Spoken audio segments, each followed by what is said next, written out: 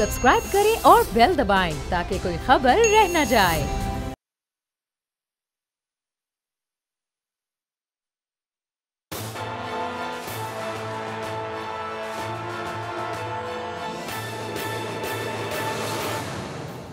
अस्सलाम वालेकुम। प्रोग्राम तज्जिया, मैं हूँ रीना इलियास और आज के इस प्रोग्राम में हमारे साथ मौजूद हैं टेलीफोन लाइन पर समी इब्राहिम साहब, लाहौर से हमारे साथ मौजूद हैं गुलाम अब्बास साहब और स्टूडियो में मेरे साथ मौजूद हैं मंसूर साहब। सभी जानते हैं कि मंसूर साहब, गुलाम अब्बास साहब और समी साहब बहुत सीनियर एनालिस्ट हैं। आज के इस प्रोग्राम में जो हमने कल अपनी टॉप स्टोरी की थी पाकिस्तानी एयर बेसिस के हवाले से और पाकिस्तानी एयर स्पेस के हवाले से, उसका फॉलोअप करेंगे और इसके साथ साथ आगे चल के जो हम बात करेंगे वो ये करेंगे कि यूरेनियम भारत में क्या हो रहा है यूरेनियम के हवाले से, क्योंकि एक पूरी ब्लैक मार्केट है और इसका इम्पैक्ट जो है इस खत्ते पे क्या होगा इसको भी शामिल करेंगे। और इस वक्त जो पॉलिटिकल फ्रंट पे चीज़ें चल रही हैं खासतौर पर जहांगीर तरीन साहब के हवाले से, उसको भी शामिल करेंगे। जी समी साहब, सबसे पहले पाकिस्तानी एयर बेसिस के हवाले से जो खबरें आ रही हैं उसी से आगाज़ करेंगे, उसी का फॉलोअप करेंगे आज के इस प्रोग्राम में हम। जी बिल्कुल अलीना, अगरचे इसको शाह महमूद कुरैशी साहब ने भी डिनाई किया है और फवाद चौधरी साहब वज़ीर इत्तलात जो हैं वो भी, उन्होंने भी इसको डिनाई किया है और दोनों हुकूमत पाकिस्तान की मुतबर शख्सियात हैं और उन्होंने कहा है कि कोई पाकिस्तान अमेरिका को बेसिस नहीं दे रहा। तो ये एक खुशाइन बात है उनकी तरफ से, लेकिन जो हम सुन रहे हैं अमेरिकन ओहदेदारों के मुंह से, उनके ऑफिशियल जो इस बात को बयान कर रहे हैं पूरी दुनिया रही है, उसमें थोड़ा मजीद क्लैरिफिकेशन की भी ज़रूरत है। लेकिन इस पर मजीद हम बात करने से पहले मैं चाहूँगा कि जैक सलिवन जो अमेरिका के सिक्योरिटी एडवाइज़र हैं और जिनकी पाकिस्तान के नेशनल सिक्योरिटी एडवाइज़र मोहित यूसुफ साहब से मुलाकात भी हुई थी, पहले ज़रा उनकी एक गुफ्तगू है, अगर आप वो सुनवा दें। यानी एक सवाल का जवाब दिया उन्होंने एक जर्नलिस्ट के, तो उससे बहुत सारी जो चीज़ें हैं, वो जो सवालात जो मैं कह रहा हूँ उनकी निशानदेही होती है, ज़रा उनको सुनवा देंगे। जी जी से जैक सलिवन का सुनाए सॉरी। जी समी साहब। जी समी जी, अब आपने ये बात सुनी है, इसमें बड़ा क्लियरली उन्होंने ये बात कही है कि बड़ी जो कैपेबिलिटीज हैं अमेरिका की उसको बढ़ाने के लिए हमने, हमारी गुफ्तगू चल रही है, बड़ी सॉलिड है वो गुफ्तगू, बड़ी कंस्ट्रक्टिव है वो गुफ्तगू, और साथ में वो ये कह रहे हैं कि मैं ये चीज़ें, हम इसको प्राइवेट चैनल तक ही महदूद रखेंगे, हम इसको पब्लिक नहीं कर रहे। अब क्या वो चीज़ है जो वो पब्लिक नहीं कर रहे? कल भी हमने ये सवाल किया था, अभी भी ये सवाल है। फिर अगर आप जो ट्वीट्स देख लें सलिवन के, और अगर आप कर दें जो मोहित यूसुफ साहब जो नेशनल सिक्योरिटी एडवाइज़र हैं, जिनेवा में इनकी मुलाकात भी हुई इनसे, और उसके बाद जो उन्होंने कहा कि बड़ा ये गुफ्तगू जारी है, बड़ी प्रोडक्टिव गुफ्तगू है। अगर अड्डे नहीं देने तो फिर प्रोडक्टिव गुफ्तगू कौन सी है? फिर ये भी वो जो है सारी जो एयर स्पेस है उसको भी इस्तेमाल करने की इजाज़त है, और ये भी खबरें हैं कि मई में इस्तेमाल भी की गई और एक टारगेट को हिट भी किया गया। तो हमें जो जाहिर है जो हुकूमत पाकिस्तान कह रही है, डेफिनेटली दो शख्सियात हैं हुकूमत को रिप्रेजेंट करती हैं, वज़ीर इत्तलात और शाह महमूद कुरैशी साहब, उनकी जो बात है उसको बिल्कुल हमें यकीन भी करना चाहिए। लेकिन ये जो सारे चीज़ें हैं जिसको अमेरिकन कह रहे हैं कि हम इसको प्राइवेट रखेंगे और हमारी बड़ी कंस्ट्रक्टिव और बड़ी पॉजिटिव गुफ्तगू हो रही है और इसको बहुत वो इससे मुतमईन नज़र आते हैं, ये सब क्या है? ये बड़े सवाल हैं। अहमद मंसूर साहब डिफेंस कॉरेस्पॉन्डेंट हैं, शायद ये इस पर कोई रोशनी डाल सकते। समी साहब, अमेरिकन जो नेशनल सिक्योरिटी एडवाइज़र हैं वो खुल के बात नहीं कर रहे। वहाँ की जो पॉलिटिकल लीडरशिप है वो उस तरह अवेयर नहीं है जिस तरह हम चाहते हैं कि पाकिस्तान में हर चीज़ खुला के बात हो, आपको भी पता हो, मुझे भी पता हो, हमारे सियासतदान जो हैं वो पब्लिक फोरम्स पे अपनी स्पीचेस में भी करें। वहाँ भी तो वो इशारों में बात कर रहे हैं। अगर एक चीज़ अभी उस लेवल पे नहीं पहुँची तो इस पे देखना होगा कि अब शाह महमूद कुरैशी हमारे वज़ीर ख़ारजा, उन्होंने कल ये बात तो उन्होंने एडमिट की है कि इस पे बात हुई है, इशारों में बात की है, और उन्होंने इस पे ये भी साथ अपना जो स्टांस है पाकिस्तान का कि हम नहीं दे रहे अड्डे, और हमने उनको जवाब दे दिया है। समी साहब, यहाँ जो असल पहलू है, अड्डों से भी पहले बात ही आनी चाहिए। अमेरिका अफगानिस्तान से तो निकल रहा है, वहां से वो पहले उसने अपनी अफवाज कम की, नेटो की, फिर वो विड्रॉल की तरफ चला गया, अभी उसने अनाउंसमेंट की 11 सितंबर की, वहां से जा रहा है। वहां रह के वो अपने मकासद हासिल कर नहीं सका, तो अब वो यहाँ पे अड्डे लेके ऐसे कौन से मकासद हैं? तो पाकिस्तान का ये पूछना तो उससे बनता है ना कि भाई आप वहां तो रह नहीं, वहां पे इनसिक्योर करके जा रहे हो और हमें फंसा के जा रहे हो। आप देखें, ये एक चीज तो हम सब इसको एक्नॉलेज करते हैं कि जो हमारी इस वक्त की जो हुकूमत है उसमें और जो माजी की जो हुकूमतें थी जिसमें परवेज मुशर्रफ साहब भी रहे और भी बहुत सारे दूसरे पॉलिटिशियंस भी रहे, एक फर्क है। मुशर्रफ साहब अमेरिका की तरफ से एक टेलीफोन कॉल आई और उस पर ढेर हो गए और उन्होंने सारे वो सब कुछ कर दिला दिया।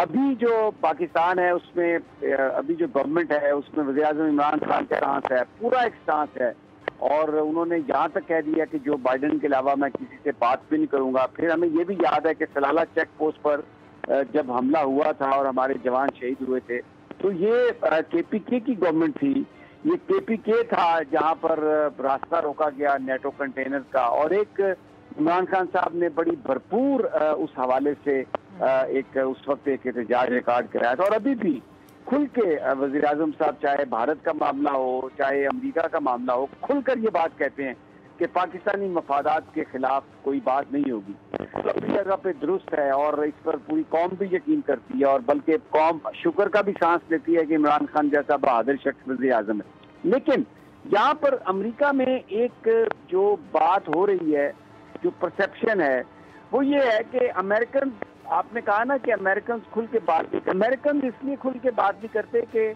उन्हें इस बात का अंदाजा है कि पाकिस्तान में बैकलैश आएगा।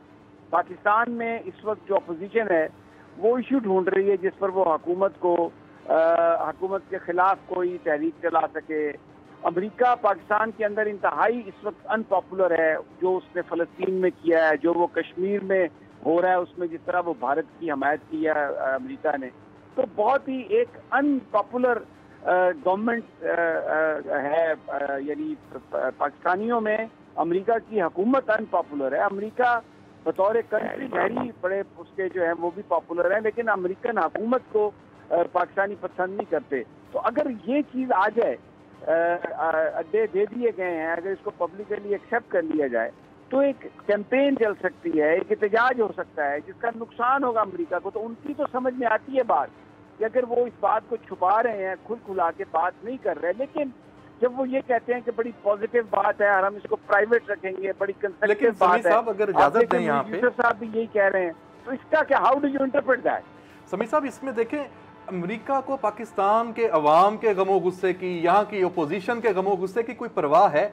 उसे अगर इस तरह के सेंटिमेंट्स की परवाह होती, वो इराक को उजाड़ के रखता, वो शाम का बेड़ा गर्क करता, वो अफगानिस्तान में आता। नहीं, ये मैं इसलिए नहीं कह रहा कि उसको कोई परवाह है मंसूर साहब। अगर वो हुकूमत जो फैसिलिटेट कर रही है अमेरिका को, अगर उस हुकूमत को खतरा हो तो फिर तो अमेरिका ये नहीं चाहेगा ना, वो तो पाकिस्तानी हुकूमत को आपका ये पॉइंट बिल्कुल वैलिड है। हम माजी में भी ऐसा कहते रहे हैं कि आप पीछे से, हम अंदर से आपकी सारी बातें इस तरह मानेंगे, ये सब होगा, लेकिन ऊपर से होगा। लेकिन जब आप पहले आपने शुरुआत में ये कहा कि इस हुकूमत ने सुख का सांस लिया है, जो इस वक्त की हमारी लीडरशिप है, चाहे वो फौजी है या सियासी है, वो इस तरह वो कह रही है कि माजी की अब चीजें सामने नहीं है, तो हमें यकीन करना चाहिए और वाकई सुख के सांस की ही बात है। लेकिन आपकी इस बात में बड़ा वजन है कि माजी में चूंकि हमारी एक पूरी हिस्ट्री है इस तरह के डिसीजंस की, तो अभी भी ऐसा होगा। और अमेरिका के जो मामलात हैं, हम उससे लाताल्लुक अभी तक उस तरह नहीं हुए जिस तरह होना चाहिए था। लेकिन समीर साहब, यहाँ पे हमें ये जरूर देखना है कि 2001 में जब हमने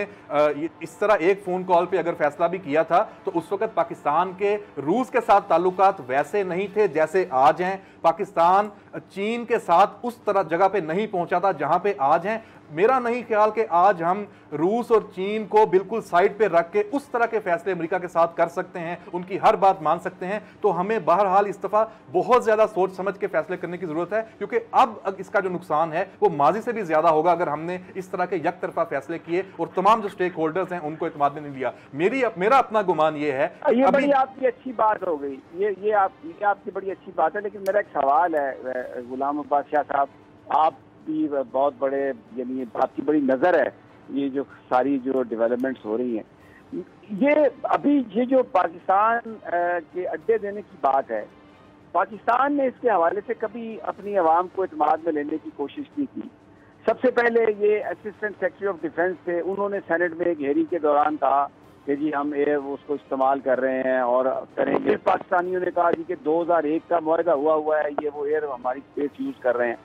अब ये बात भी जो है कि अड्डे आ रहे हैं, CIA के डायरेक्टर यहाँ से होके गए हैं, पाकिस्तान का मीडिया या पाकिस्तान में कोई वजारत इत्तलात और नशरियात या पाकिस्तान के ISPR कोई कहीं से इस मामले में किसी ने कोई भिनक नहीं पड़ने दी कि कोई डेलीगेशन आ रहे हैं, कोई बात हो रही है। पाकिस्तानी हमेशा जब अमेरिकन बात करते हैं, अमेरिकन मीडिया में बात आती है, तो हम उसके रिस्पॉन्स में बात करते हैं।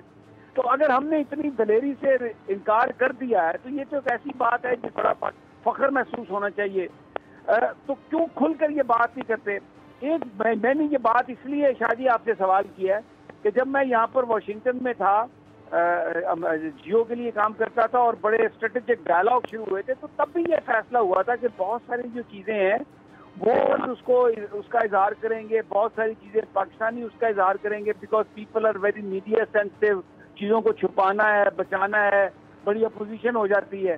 तो ये इतना हमारा माजरत इनकार भी अगर हमने किया तो इतना माजरत खाना अंदाज, और हमारे जो इदारे हैं वो खुद से इस पर बात ही नहीं करते। कोई खबर आती है तो उसके रिस्पॉन्स में बात करते हैं। तो ये क्या है सब? आप इसको कैसे इंटरप्रेट करते हैं? एक चीज़ तो बिल्कुल ये आपने ठीक कही है कि इनको एक्सप्लेन हमें पाकिस्तान से करना चाहिए था, ना कि न्यूयॉर्क टाइम्स की स्टोरी से हमें पता चलना चाहिए था कि CIA के चीफ ने पाकिस्तान का विजिट किया है। दूसरी बात यह है कि ये तजवीज़ जो शाह महमूद कुरैशी साहब फरमा रहे हैं कि हमने नो कर दिया है और कोई अड्डे नहीं दे रहे, अमेरिकन खुद ही ये रिपोर्ट कर रहे हैं और अमेरिकन मीडिया ये बता रहा है कि ये तजवीज़ अभी टेबल पर है, यानी कि ये मुस्तरद नहीं हुई है। अब आगे जाके इसको किस तरीके से डील किया जाएगा, आपने खुद बताया कि अमेरिकन का जो NSA का 60 चलाया है उसमें उन्होंने ये बोला है कि इस अच्छी पॉजिटिव पेशरफ्त हो रही है, लेकिन अभी हम पब्लिक नहीं कर सकते, शायद ये पब्लिक हो भी ना। आपने जो बात की, एक तो इमरान खान का स्टांस था, इमरान खान का स्टांस ड्रोन अटैक्स के मतलब बड़ा वाज़े रहा है और वो रैलियां निकालते रहे हैं अपोजिशन में रहते हुए। अब अगर वो हुकूमत अवाम को एतमाद में लेंगे तो कौन सी ऐसी नई चीज़ लेके आएंगे कि अगर पाकिस्तान अपनी एयर स्पेस यूज़ करने की इजाज़त देता है तो कौन सी ऐसा पॉइंट रखेंगे कि अब वो ठीक हो गए हैं, पहले वो ठीक नहीं थे। तो दूसरी बात यह है कि इसके हम भुगतेंगे। अमेरिकन अफगानिस्तान से निकल रहे हैं, लेकिन दहशत गर्दी की एक नई लहर आ सकती है अगर पाकिस्तान अपनी एयर स्पेस इस्तेमाल करने की इजाज़त देता है, और उसको हमें फिर दोबारा फेस करना पड़ेगा। अभी हमारी पाक फौज ने बड़ी बहादुरी से दहशत गर्दी के साथ निपटा है और बड़े मुश्किल से हमने दहशत गर्दी की जो लहर थी उसको कवर किया है, लेकिन मुस्तकबिल में अगर ऐसा किया जाता है तो उससे नुकसान पाकिस्तान के लोगों को इस सूरत में होगा कि एक नई लहर हमारी तरफ आएगी। तो अमेरिकन अभी तक ये नहीं कह रहे कि पाकिस्तान ने मुकम्मल तौर पर इसको मुसरत। शाह साहब एक सेकंड, आप ये कह रहे हैं कि अगर हमने इजाजत दी, इसमें वजीर दाखिला ये कह चुके हैं, इसमें पाकिस्तानी ये कहते हैं कि ये इजाजत है उन्हें, और वो कह रहे हैं कि ये 2001 में 20 साल पहले एक मुआहदा हुआ था जिस वक्त ये अफगानिस्तान पर चढ़ाई की गई थी, तो तब से पाकिस्तान ये इजाजत दे रहा है, और अभी ये बात कही जा रही है कि उन्होंने अपनी फोर्सेज वहां से निकालनी है तो इसलिए ये इजाजत है। तो भले इमरान खान साहब का रहा ड्रोन अटैक के खिलाफ एजिटेशन भी रहा, उनका स्टांस भी रहा, लेकिन इजाजत अभी तो है, अभी तो वो यूज कर रहे हैं। और अभी ये रिपोर्ट भी हो रहा है कि मई में एक जो स्ट्राइक हुई है अफगानिस्तान में, उसमें पाकिस्तान की एयर स्पेस यूज हुई है। तो ये बात नई नहीं है। हम अगर ये कहें कि पाकिस्तान अगर इजाजत तो है और वो यूज कर रहे हैं, तो समी साहब ये वही सूरत हाल है कि आपको याद होगा कि जब जनरल मुशर्रफ के दौर में पहले डिनाई किया गया, पहले नहीं माना गया, और बाद में पता चला कि जैकबाबाद और मुख्तलिफ एयर बेस जो है वो इस्तेमाल की जा रही है। अभी इमरान खान बड़े बोल्ड पॉलिटिशियन हैं और वो अपने लोगों को एतमाद में लेने पर यकीन रखते हैं, जितने उन्होंने ख़ताब किए हैं और अगर टेलीफोन कॉल्स लेते हैं तो इस हवाले में भी वो अपनी आवाम को, अपने लोगों को बताएं। ये ना हो कि जैसा कि आपने बताया कि PDM की मूवमेंट जो ख़त्म होने के करीब है, उनको एक नया कार्ड मिल जाए कि वो लोगों को लेके जाए। जैसा कि मौलाना फजलुर रहमान ने यह कहना भी शुरू कर दिया है।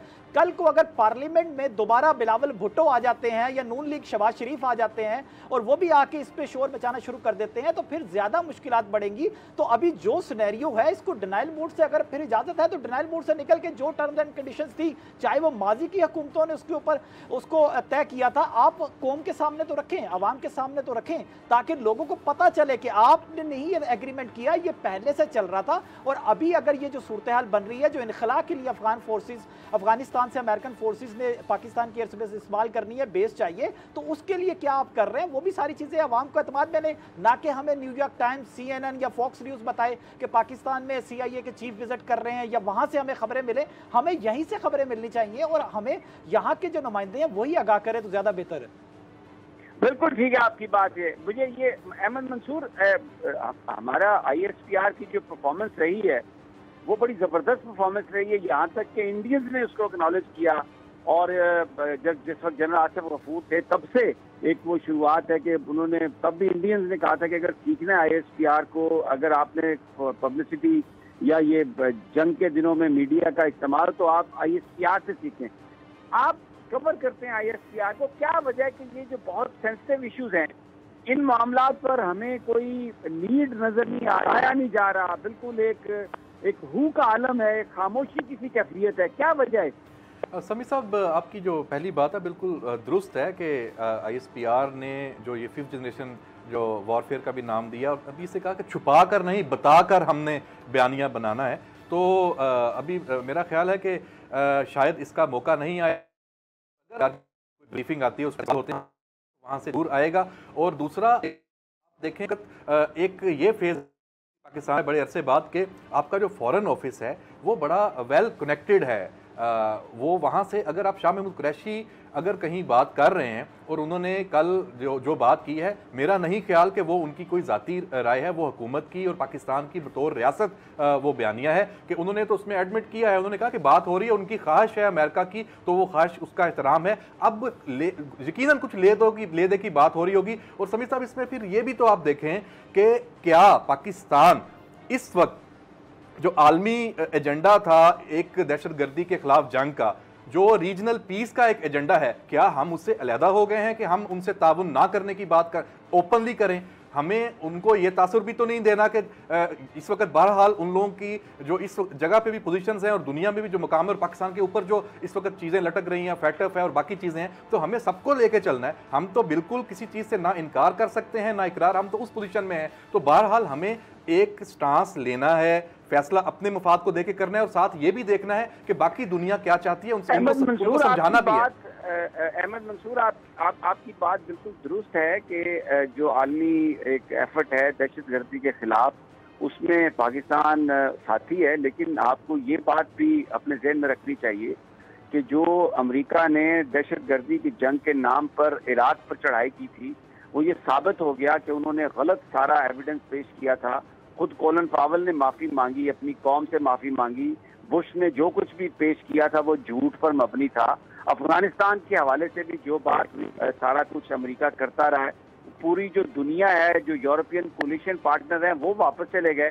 लेकिन ये हम इतने ताबेदार हैं आलमी एजेंडे के, जो कश्मीर के बारे में जो आलमी एजेंडा है उसके बारे में तो हमने बात नहीं की कि अगर क्या पाकिस्तान के हुक्मरानों में इतनी जुर्रत और हिम्मत नहीं थी कि वो ये कह सकते कि अगर आप अफगानिस्तान में हमसे मदद लेते हैं तो सबसे पहले जो रियासती दहशतगर्दी है भारत की कश्मीर में, उसको रोकें, उन मुसलमानों पर जुल्म जो है वो बंद करें। तो ये अचानक इंटरनेशनल लॉ जो है ये हमें नजर आ जाता है।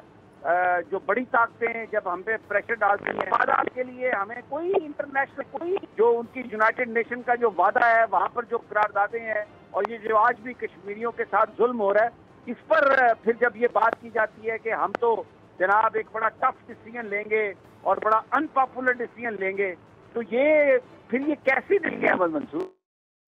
बिल्कुल समीर साहब, बिल्कुल दुरुस्त हैं और मंतकी हैं। हालांकि आप भी शायद ये समझ रहे हैं कि अगर चाहत पाकिस्तान की तरफ से इस वक्त तक है इस सारे मामले में किसी फैसले तक पहुंचने में, उसकी वजूहात भी यही है कि अफगानिस्तान से अमेरिका पाकिस्तान को किस हाल में छोड़ के जा रहा है।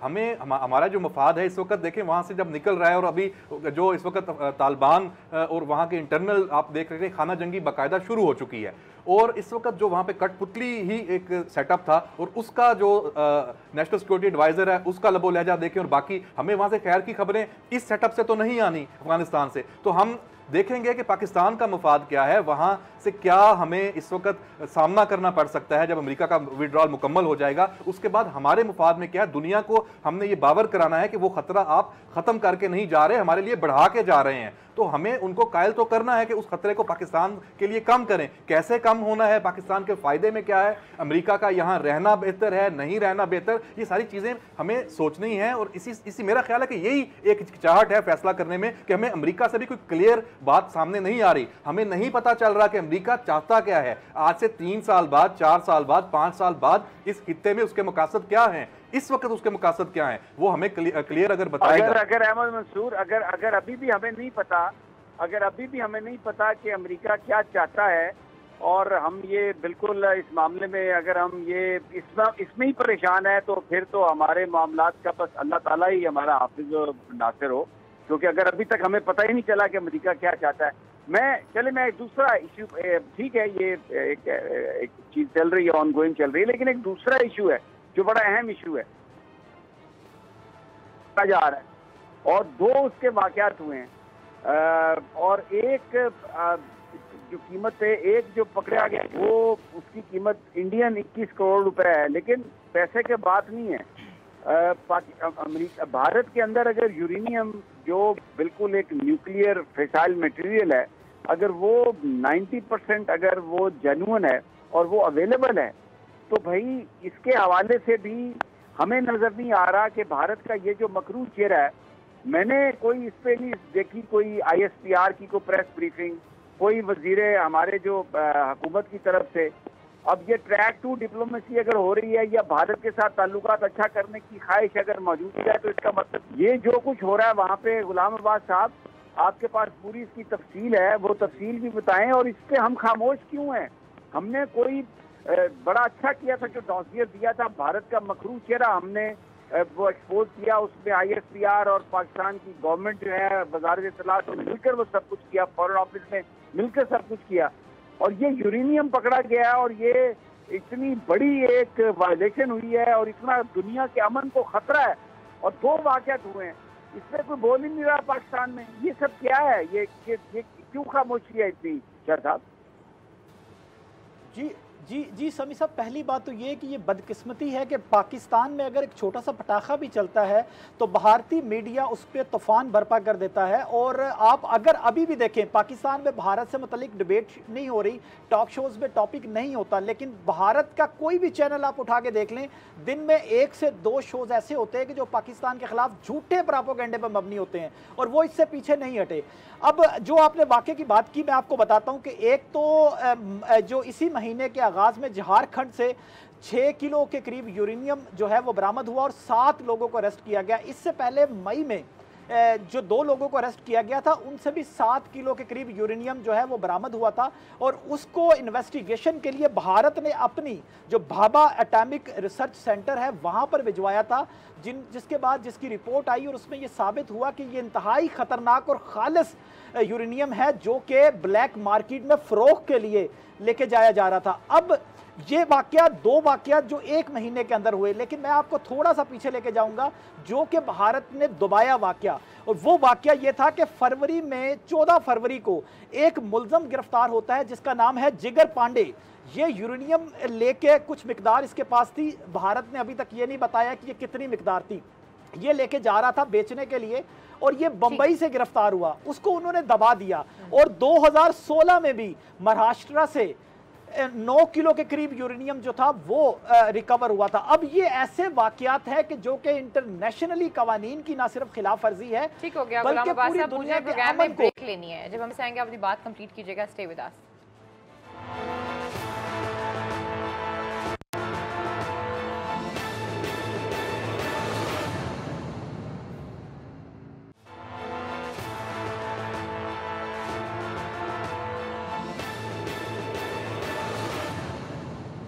वेलकम बैक नाज़रीन, तो फिर आपको खुशामदीद कहते हैं जी। ब्रेक पे जाने से पहले गुलाम अब्बास साहब अपनी बात कंप्लीट कीजिएगा, जो इंडिया में यूरेनियम के हवाले से खबरें आ रही हैं। जी मैं बिल्कुल बता रहा था कि ये 3 केस तो हुए हैं इसी साल में। 2016 में भी एक केस हुआ था जिसमें 9 किलो के करीब यूरेनियम जो था वो बरामद हुआ था, लेकिन इसके बारे में ना दुनिया में कुछ बोला गया, ना कोई बात की गई। अगर मैंने जैसा कि बताया कि ये इंतहाई ख़तरनाक यूरेनियम है जो कि अब इंडियन लैब्स में इसकी तस्दीक हो चुकी है कि ये कितना ख़तरनाक है, लेकिन दुनिया में भी खामोशी है। और अफसोस की बात यह है कि पाकिस्तान का मीडिया भी इसके ऊपर बात नहीं कर रहा और भारत का जो चेहरा है वो बाहर नहीं लेके आ रहा। मैं यहाँ पे एक और चीज़ समझता हूँ समी साहब, वो ये है कि भारत और अमेरिका के दरमियान जो 2008 में एक एग्रीमेंट हुआ था, जौहरी मुआहदा जो दोनों ममालिक के दरमियान हुआ था, और उसमें यह कहा गया था कि अमेरिका और भारत को जौहरी पॉलिसियों और अदम फैलाव के हवाले से एक जैसा फार्मूला अपनाया जाए, उससे भारत को बड़ी शय मिली। और उसके बाद न्यूक्लियर सप्लाई ग्रुप पर जोर दिया गया कि वो भारत को रायते दे। इंटरनेशनल इकोनॉमिक एनर्जी जो एजेंसी है उसको कहा गया कि हिफाजती शराइत से भारत को आज़ाद करे, और भारत ने उसके बाद अगर देखें तो कनाडा, रशिया,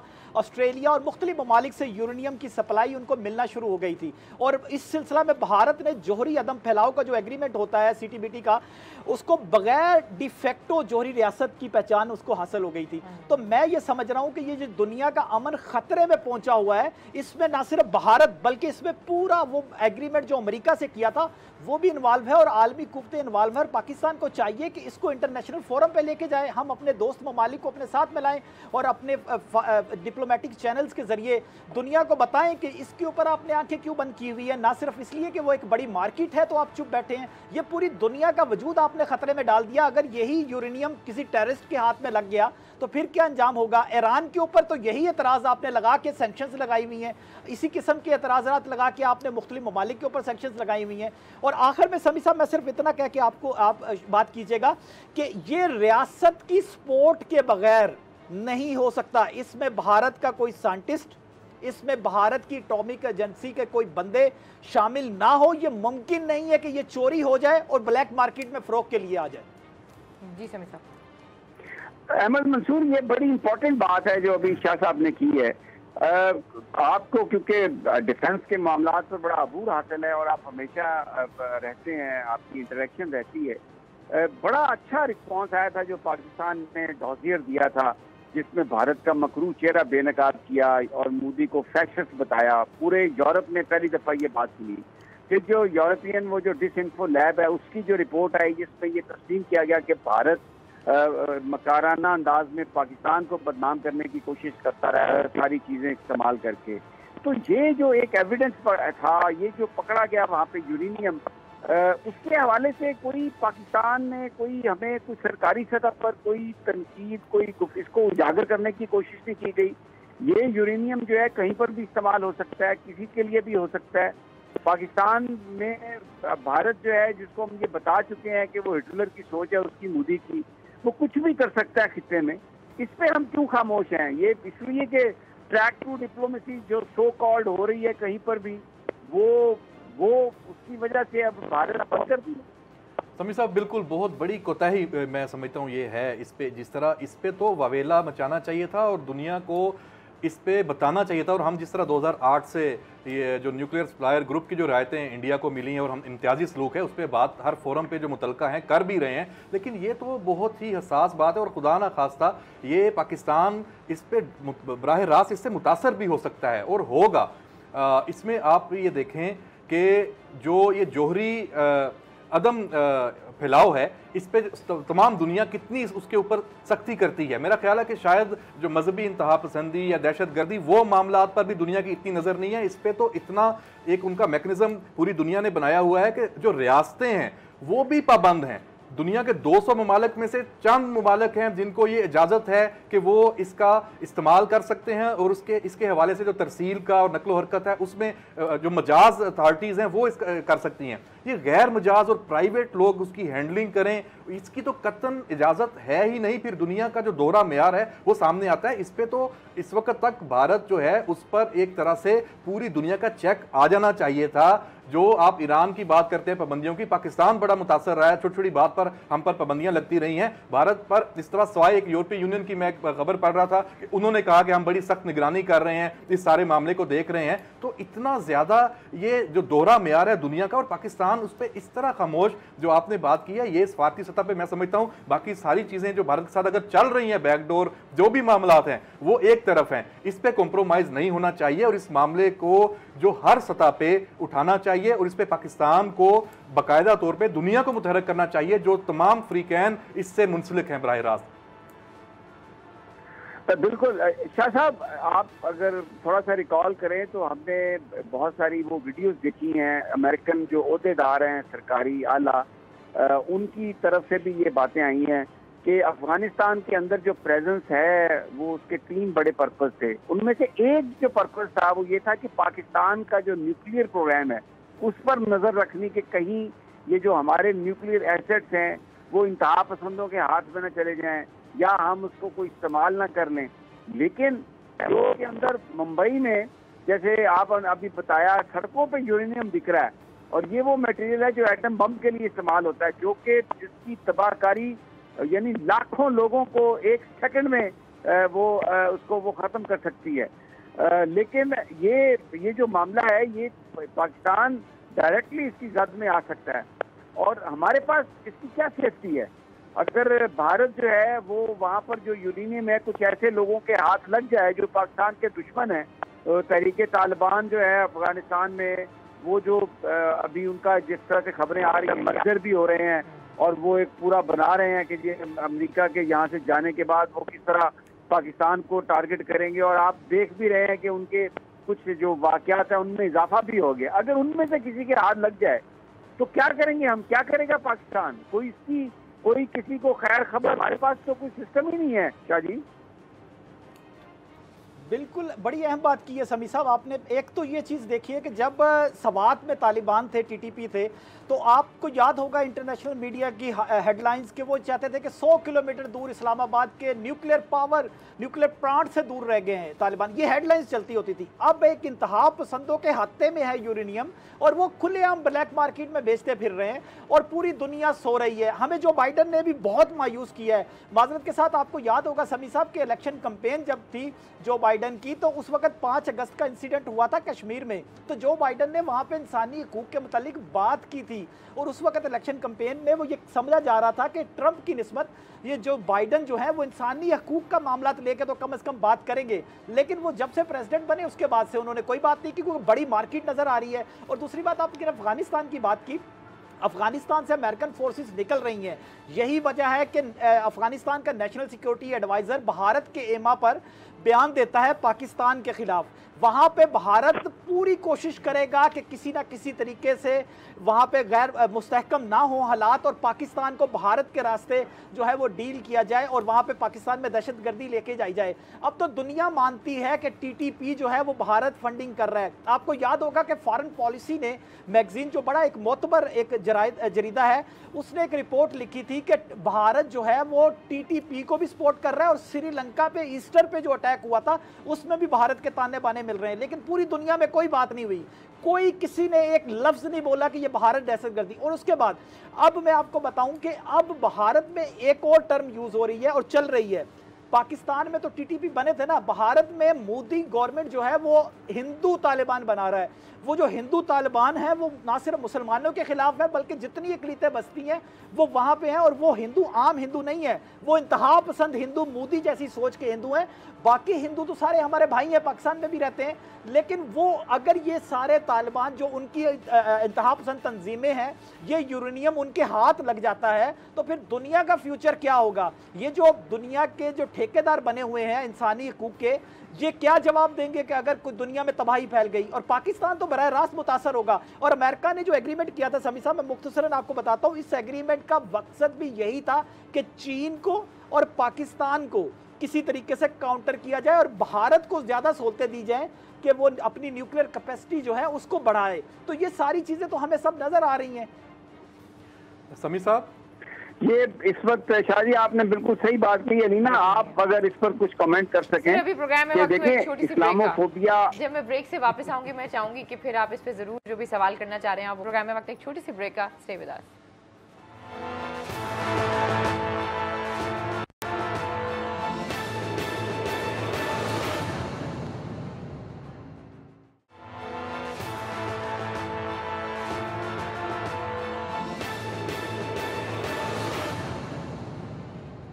वेलकम बैक नाज़रीन, तो फिर आपको खुशामदीद कहते हैं। जी समीर साहब।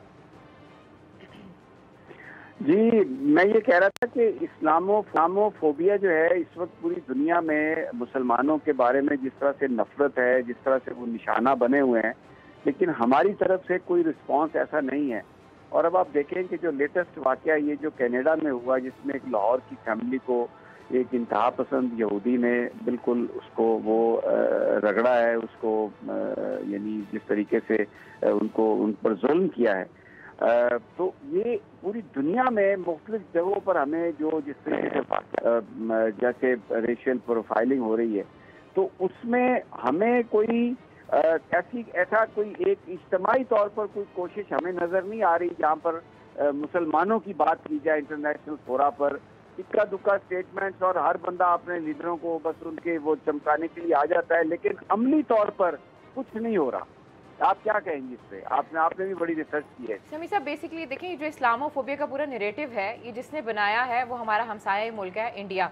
उसको सबसे ज़्यादा प्रमोट करने वाला इस्लामोफोबिया के नैरेटिव को इंडिया है। आज जब हमें मौका मिलता है कि जो आपने यूरेनियम की बात की, शाह साहब ने जिस स्टोरी की तरफ इशारा किया है, जिसमें हमारी आप गवर्नमेंट देख लें, सब देख लें, हमें गफलत नजर आती है, सही तरीके से इस टॉपिक को हाईलाइट नहीं किया जाता है। जबकि और दूसरी तरफ बात की जाती है कि जो ट्रैक टू डिप्लोमेसी है, हम ट्रैक टू डिप्लोमेसी किसके साथ कर रहे हैं? हम उस बंदे के साथ कर रहे हैं जो हिंदू इंतहा पसंद है, जो इस नैरेटिव को प्रमोट करने वाला है, और वो उसका एक कॉन्सेप्ट है, वो एक सोच के साथ आया, वो हिंदू बम के साथ आया। उसकी कोशिश ये है कि जितने भी स्प्लिंटर ग्रुप्स हैं उनको वो किसी ना किसी तरीके से प्रमोट कर सके और काउंटर कर सके जो हमारे इस्लामिक मुल्क हैं। यहाँ ये सारी जो चीज़ें हैं, 11 स्टेट्स हैं जहाँ पे यूरेनियम है। समीर साहब, आई थिंक ये एक नहायत ही सेंसिटिव इशू है, इसको हमें प्रॉपर तरीके से हाईलाइट करना चाहिए। जिस तरीके से इस्लामोफोबिया का नैरेटिव जो है वो इंडिया हाईलाइट करता है, तो इस वक्त हमारे पास बड़ा अच्छा मौका था। हम जस्ट फेल टू अंडरस्टैंड कि हमने इसको क्यों इस तरीके से नेग्लेक्ट किया है। लीना साहब, बिल्कुल इसमें एक चीज़ समीर साहब, एक इसमें पहलू है जिसपे शाह साहब भी और आप भी अगर देखें कि ये सिर्फ एक जोहरी हथियारों की बात भी नहीं है, ये बराह रास्त मुल्कों की तरक्की से भी जुड़ा हुआ है। ये जोहरी तवानाई का जो हसूल है, जोहरी जो आपकी सलाहियत है। अब पाकिस्तान में एटमी बिजली घर हैं, पाकिस्तान ने आगे जाना है और बाकी दुनिया ने भी उसको जोहरी जो मवाद है उसका हसूल एक लीगल तरीके से उसको आसान होना चाहिए। पाकिस्तान पे पाबंदियां हैं, भारत पे ना सिर्फ रियायतें हैं उसको, उधर ब्लैक मार्केटिंग जोहरी मवाद की वहाँ इतनी है कि वहाँ आम लोग जो हैं उनके हाथ में मौजूद है। तो हमें अब इस जो गैर इम्तियाजी जो मामला है, इस चीज़ को बुनियाद बना के सिर्फ ये भी नहीं कहना चाहिए कि ये वहाँ पे जो उनके खिलाफ कोई अगर आप पाबंदियाँ लगाएं या क्या करें, हमें इस पे भी दुनिया पे बात करनी चाहिए कि जो पुरअमन मकासद के लिए जोहरी सलाहियत का इस्तेमाल है, उसका हसूल है, पाकिस्तान को उसका जो रास्ता आसान बनाना चाहिए। पाकिस्तान ने साबित किया है कि उसके पास क्रेडिबल जो इस वक्त पूरा जो एक सेटअप है और एक रिलायबल सेटअप है, तो उसके बाद पाकिस्तान को आगे जाने के लिए कितना ज़रूरी है। तो हमें ये नहीं, ब्लैक मार्केटिंग हमारे पास नहीं है, ना हमारे पास वो वसाइल हैं, तो इंडिया को खुली इजाज़त है कि वहाँ ना सिर्फ उनको जो कानूनी रास्ते उनके लिए मौजूद हैं, उनके लिए सब ऑप्शंस खुले हैं, वहाँ पे ब्लैक मार्केटिंग की भी मंडी है। तो ये भी एक बहुत अहम पहलू है। हमारी जो तरक्की भी इससे जुड़ी हुई है, इस जो जोहरी मवाद का जो इस तरह का जो सारा मामला है, ये बहुत बड़ा एक इम्तियाजी जो सलूक हो रहा है। सही कह रहे हैं, दुरुस्त है आपकी ये बात, लेकिन हम तो इंतहाई कमज़ोर लोग हैं शाह साहब। मुझे ये समझना है, ये आज जो हालात देख रहा हूँ, जिस तरह इंडिया कर रहा है, जिस तरह वेस्ट कर रहा है, तो मुझे तो हम तो अपने बारे में सोच सकते हैं ना। मैं बिल्कुल यहाँ पे जिक्र करूँगा जिस शख्स ने पाकिस्तान को न्यूक्लियर ताकत बनाने में बड़ा अहम किरदार अदा किया, डॉक्टर कबीर। उनके साथ हमने क्या किया, कैसे उनसे हमने माफियाँ मंगवाई, कैसे झूठी चीज़ें हमने की, करने वाला कोई, भरने वाला कोई, हम करना भी नहीं जानते। उन लोगों को भी हम रिस्पेक्ट नहीं दे सकते जिन्होंने अपनी जिंदगियां कुर्बान कर दी, जो वेस्ट से। अगर डॉक्टर कदीर वो शख्सियत है जो यहाँ से हॉलैंड से वो सारा उसका मैप सब कुछ लेके आए, वहाँ पर उन्होंने फिर बड़ी मेहनत से वो सब कुछ किया और बनाया, और एंड पे हमने क्या उनके साथ किया और किस तरीके से किया। किसी को कोई परेशानी पशेमानी है, बल्कि मैं ये अभी बात कर रहा हूँ ना, इस पर भी बहुत लोगों की तेवरियां, बड़े गुस्से और पता नहीं क्या क्या मैसेजेस हमें आएंगे। ये हम लोग कभी इस झूठ की मंडी से बाहर निकल सकेंगे? हर वक्त हम अपने लोगों से भी झूठ बोलते हैं, इनको छुपाते हैं, झूठ बोल बोल कर। क्या साहब, ये तो इंडिया तो नहीं करता ऐसे, ना दूसरे लोग ऐसे करते हैं। बिल्कुल बिल्कुल बिल्कुल नहीं करता समी साहब। अब मैं आपकी बात से मुकम्मल तौर पर एग्री करता हूं कि हमारे यहाँ फैशन बन चुका है कि अपने कौमी हीरोज़ को क्रिटिसाइज़ करना, और अब ये जो यूरेनियम का वाकया हुआ है समी साहब, आप क्या समझते हैं कि क्या कोई अमेरिका जो भारतीय साइंसदान है उसको सामने लाया जाएगा और वो तस्लीम करेगा? कभी भी नहीं करेगा, किसी सूरत में भी नहीं करेगा। हालांकि उनकी मुदाखलत, उनके ताउन के बगैर ये हो ही नहीं सकता।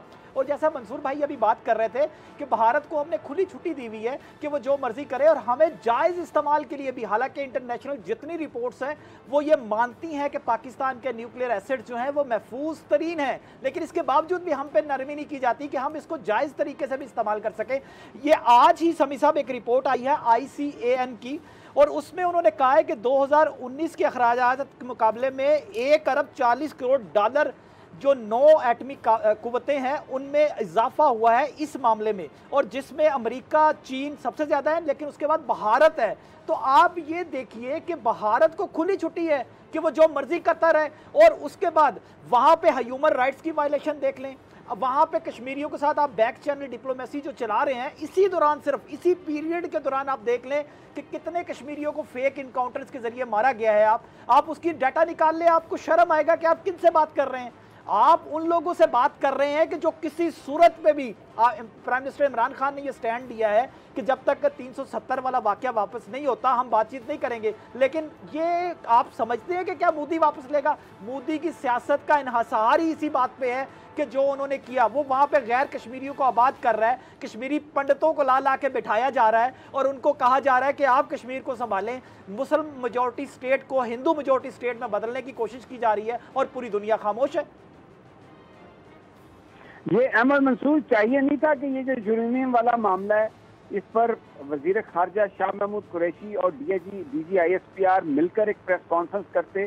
जिस तरह वो डॉजियर दिया गया था वो इसी तरीके से पूरी दुनिया को बताते, एम्बेसडर्स को बताते कि देखें ये है भारत का असली चेहरा, और उसको पूरी तरह एक्सपोज करते। और जो खतरा लाहर का है, ये कोई भारत और पाकिस्तान की दुश्मनी की बात नहीं है, ये पूरी दुनिया को, खासतौर पे हम तो नेबर में हैं, हमें तो बहुत ज्यादा खतरा है। तो क्या ये कोई ऐसी प्रेस कॉन्फ्रेंस करें, लोगों से मिलें, इसको उठाएं, ये कोई सोच नहीं है यहाँ पर किसी की? समीर साहब, जो है इस हवाले से डोजियर है उसमें तफ्तीश थी, तहकीकात थी, राज थे। ये तो एक ओपन स्टोरी है और ख़ुद भारत के अंदर से आई है। इसको तो अब सिर्फ अगर पाकिस्तान अपने सफारती सतह पर ही, जो शाह महमूद कुरैशी साहब अकेले ही इस महाज को अगर लड़ लें, हमारे जो बाकी इदारे हैं उनकी इनपुट के साथ, तो मेरा ख्याल है वो भी काफ़ी होगा। लेकिन करें तो सही, और इस पर हमें एक दफ़ा बात नहीं होनी चाहिए, 2 दफ़ा नहीं होनी चाहिए। ये इशू तो अब हमें समझ लें कि हर मामले में, हर जगह, हर फोरम पे इसको सबसे पहले रखना चाहिए। और समी साहब, आप जो इससे पहले बात कर रहे थे, जो कि जिन शख्सियात का और जिन इदारों की या जिनका भी इसमें पाकिस्तान की जोहरी सलाहियत में किरदार है उसको हम फरामोश कर देते हैं। लेकिन इस दफ़ा तो आप इस बात को एडमिट करें, 28 मई गुजरा है पिछला, तो उसमें DG ISPR ने ट्वीट किया और उसमें बाकायदा तौर पर उन्होंने खराज तहसीन पेश किया कौम की तरफ से भी और फ़ौज पाकिस्तान की तरफ से भी, उन तमाम शख्सियात को, उन लोगों को जिनका किरदार है पाकिस्तान को एटमी सलाहियत बनाने में।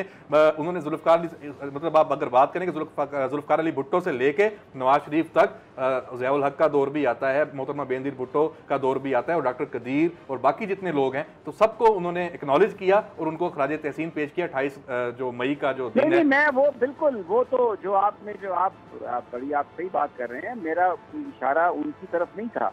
मुझे ये बताइए कि यहाँ पर परवेज मुशर्रफ साहब ने टीवी पर लाके माफी मंगवाई, क्राइम किसके, कौन क्या करता है, क्या नहीं करता, किसी को नहीं, कौम को पता, और एक ऐसे शख्स को जिसने अपनी जिंदगी कुर्बान अपनी दे दी पाकिस्तान के लिए, पूरा अपना कैरियर, हमारी तारीख अफसोसनाक वाकयात से भरी हुई है समीर साहब, चलाचल कर दिया ऐसे बिल्कुल।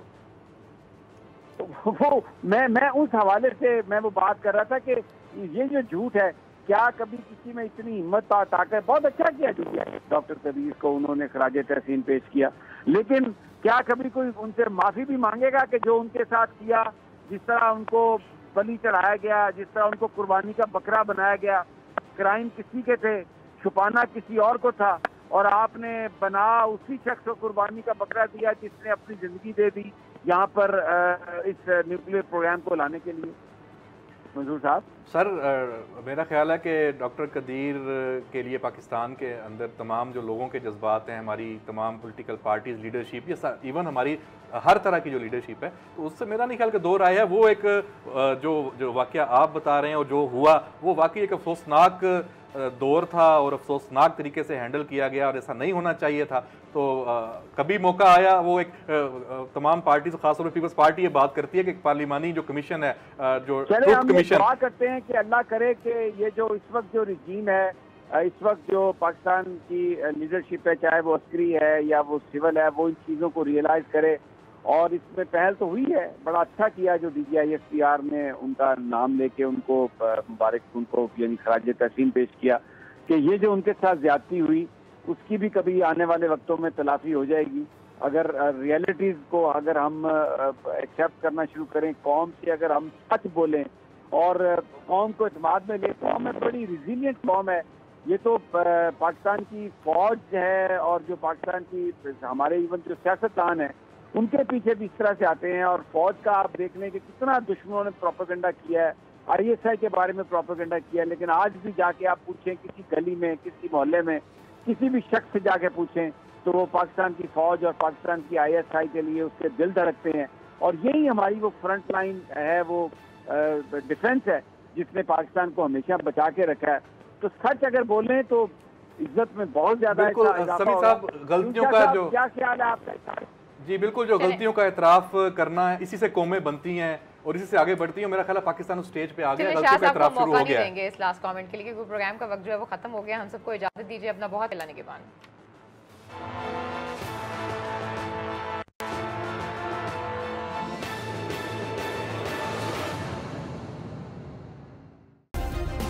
सब्सक्राइब करें और बेल दबाएं ताकि कोई खबर रह न जाए।